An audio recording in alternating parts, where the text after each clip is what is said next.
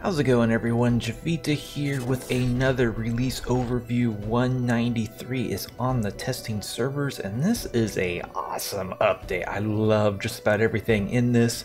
I've already done a feature introduction for the Forge, so check that out if you're interested in that major feature. Aside from the Forge, probably the biggest thing, or the first thing you may or may not notice, is that everything kind of looks a little bit different, and holy crap, there's clouds. You probably saw in the intro, and I might be showing some time lapses of some of the different cloud scenes that I've seen. It's pretty amazing. There's also elemental clouds on the elemental world, so there's that.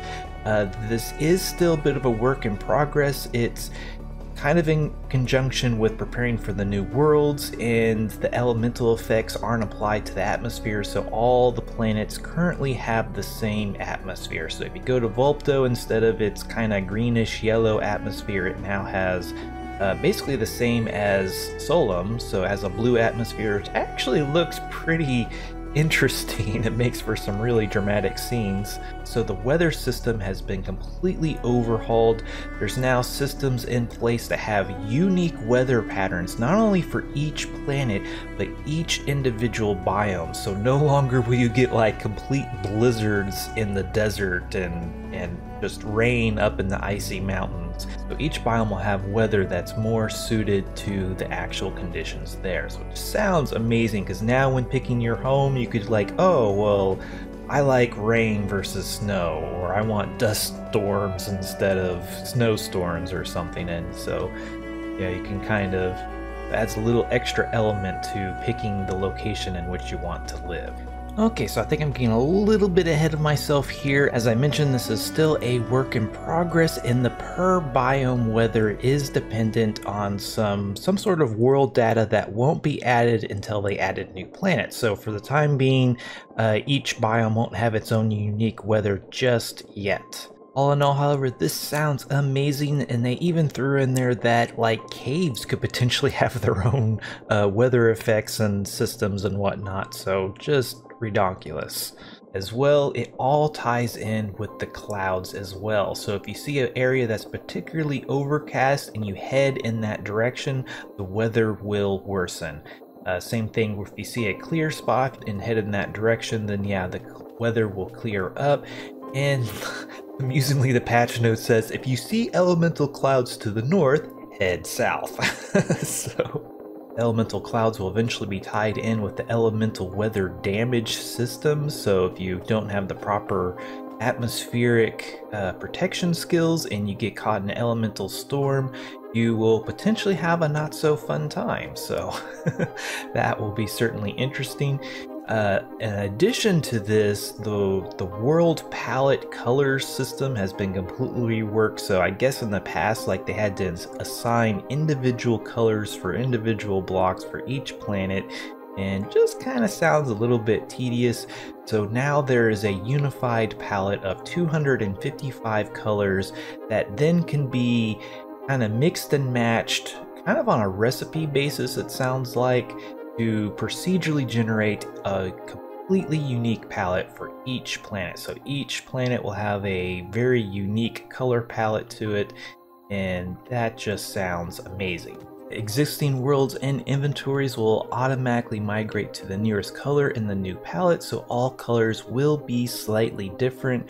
So that's kind of the other component to everything kind of looking a little bit different. And yeah, it's like I logged in, the patch notes weren't quite up, and I was just kind of looking around. I was like, everything looks a little bit different, but I couldn't quite put my finger on it. Like, these reds are way more bold than I remember them, and it actually took me forever to notice that all of the igneous that was kind of that purpley black color is now more of a charcoal gray. So this is still all a work in progress, so all of these colors might be fine-tuned and tweaked in the coming patches, but at least for now things are going to look a little bit different and might unfortunately make your builds look a little bit different than maybe you intended. So Also keep in mind that the atmospheres have kind of lost their personalities for the time being. Every planet has the same kind of blue atmosphere, so that is also going to affect how the blocks look a little bit.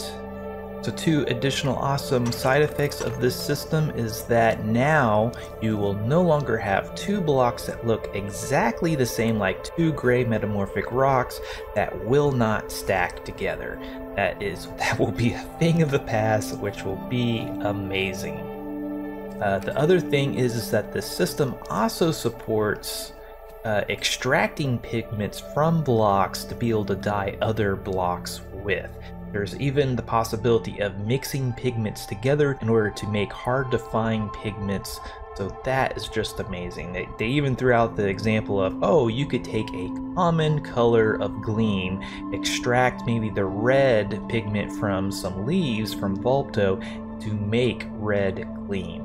And not only that, each block has its own kind of interpretation of the pigments, so instead of just being exactly like that red block of leaves, that gleam will take on that red according to its own personality. So pretty awesome. For the sake of clarification, the new color palette system that's implemented in this patch makes this color extraction and mixing system possible. It's not actually implemented into the game just yet, nor is there any kind of release date for such a system. So as I mentioned before, there will no longer be visually identical blocks that won't stack together because of the new color palette system.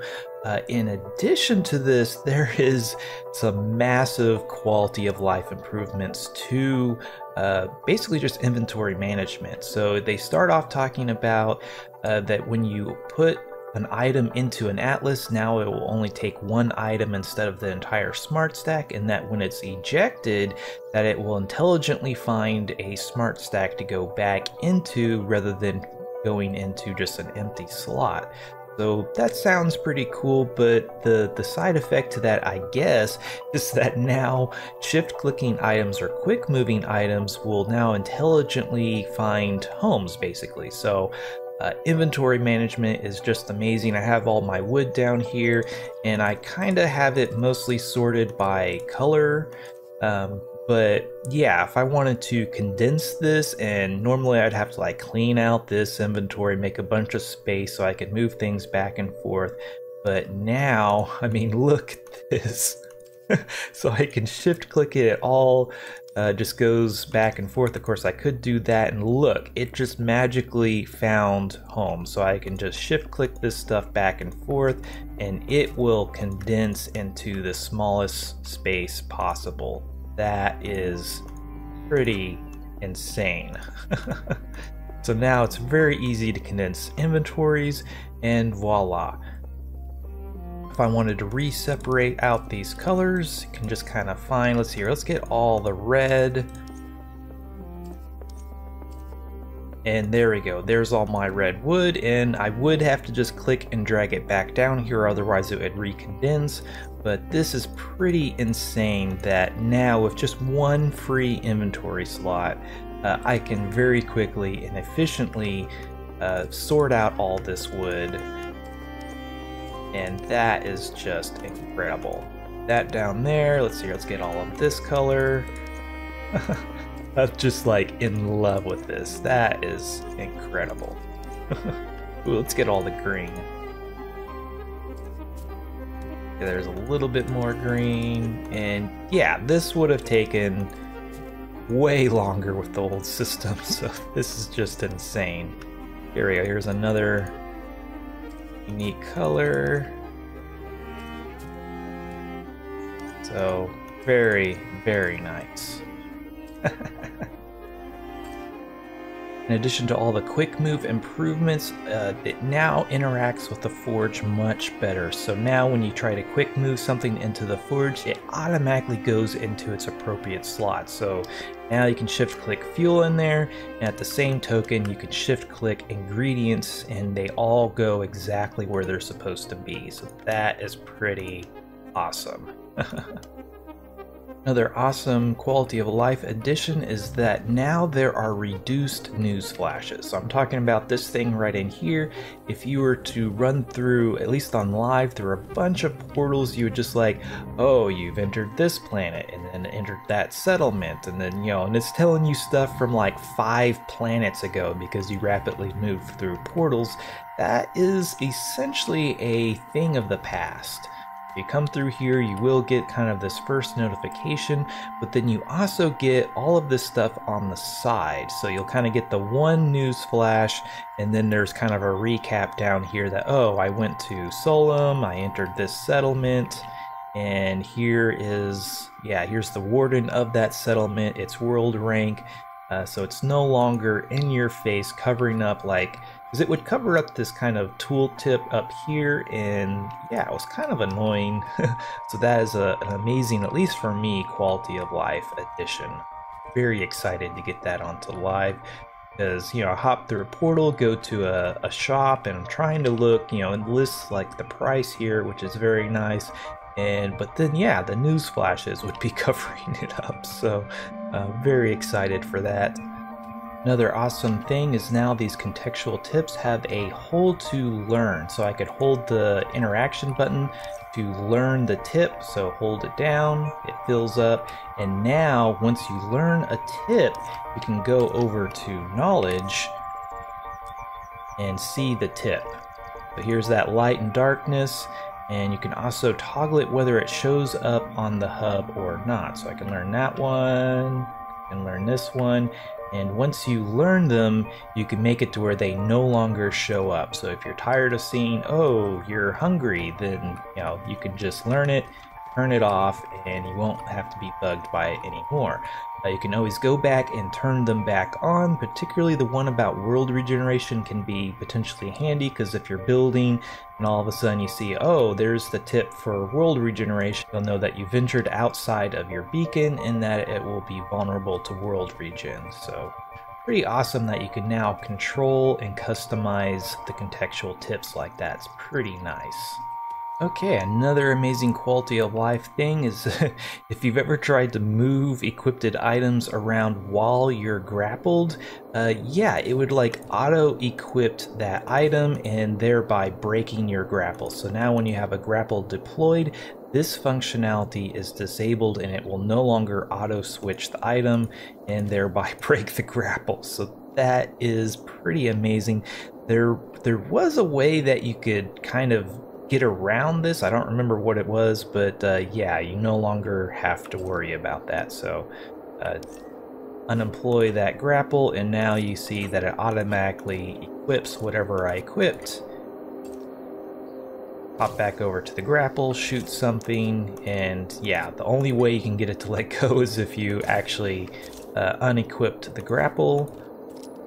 But yeah, I can move stuff around without having to worry about it. That is just amazing. I can't tell you how many times I've died falling into lava because I'm like hanging from the ceiling trying to get to some ore, and oh crap, I need a different tool on a different hand, so like, oh, I'll just move this over to here, and yeah, it would like remove the grapple. So that is quite nice. So with the addition of the Forge, many of the tools have had their personalities toned down just a little bit. The most dramatic being that all of the AoE tools and weapons are no longer AoE. So that diamond slingbow by default will only shoot one projectile, as well as that hammer will only break one block at a time. You can of course reforge that effect back onto that tool, or really any other tool you want to. If you saw my forge video, you'll saw that I made this crazy axe that hits 9 blocks at a time and has an additional 1400 durability, so it's like rivals that of any gem AoE tool, so pretty awesome. And this actually reminds me, I keep showing this but keep forgetting to actually talk about it, is now on the tooltips you can see the effects of skills. So down here you can see I'm getting plus 1000 damage from power, as well as plus 18 action speed from dexterity. Over here you can see the total amount of damage, and then right here is the base amount of damage. You can also come over to anything that's forged, and right here again you can see the skill effects, but then down here you can see the forge effects as well. So very, very nice.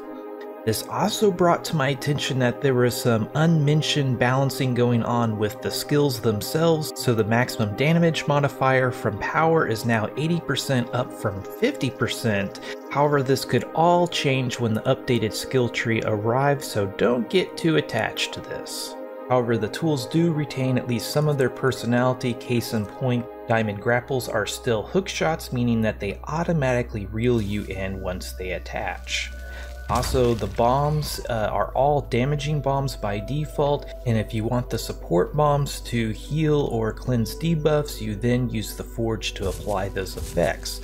This has the added advantage that you can make any bomb do any of those effects. So if you want a healing diamond bomb, go for it. All you have to do is forge it. Anyway, I think that wraps up 193 pretty well. This has been an awesome update. I can't wait to get this on live. This was Javita. Thanks for watching. Be sure to hit that like button if you like this video. Subscribe if you want to see more like this. And if there's anything you didn't like, please let me know down below. Also, if you like my channel and want to get cool perks, check out my Patreon page. Until next time, peace.